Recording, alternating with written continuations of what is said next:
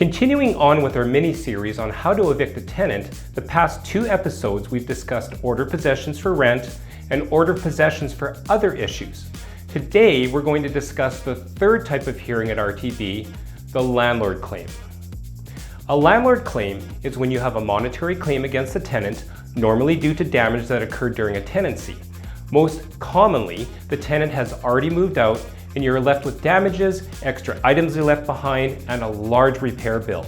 This type of hearing is arguably the most complicated of the 3 types of hearings, simply because of the sheer amount of evidence that's necessary to present at the hearing. So let's try and break this down for you. Number 1, your evidence. If you've been following my series and taken my advice, you should have a move-in condition report that is signed and dated by all parties, and a set of move-in photos that are time and date stamped. You should also have the same condition report filled out during the tenant's move-out, also signed and dated by all parties. And again, a set of move-out photos that are time and date stamped. If you don't have any of these things, my professional advice is to stop here. I'm really sorry, but if you don't have the time and date stamped photos and a signed condition report having the tenant acknowledge the move-in and the move-out condition, there's almost no chance you're going to win the hearing. And there's no point in going through all of the work to gather the rest of your evidence. But if you have the above, then great, let's move on. Your next step is to go to the RTB website, download the landlord claim form and fill it out.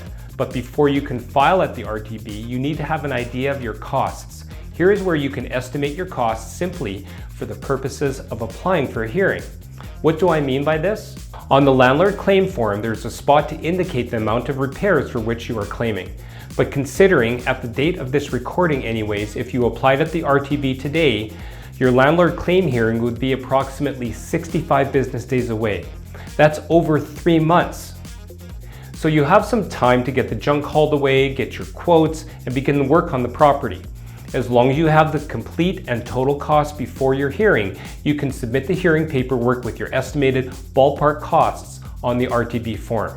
Just make sure you estimate high, as you can always reduce the amount of the claim during the hearing, but you won't be able to increase it. As before, make sure you double check the ID you have on file, ensure the spelling of all parties is correct, and then serve the tenants appropriately. And that will do it. Join us next week where I'm going to be discussing the appeal process. Thanks for watching.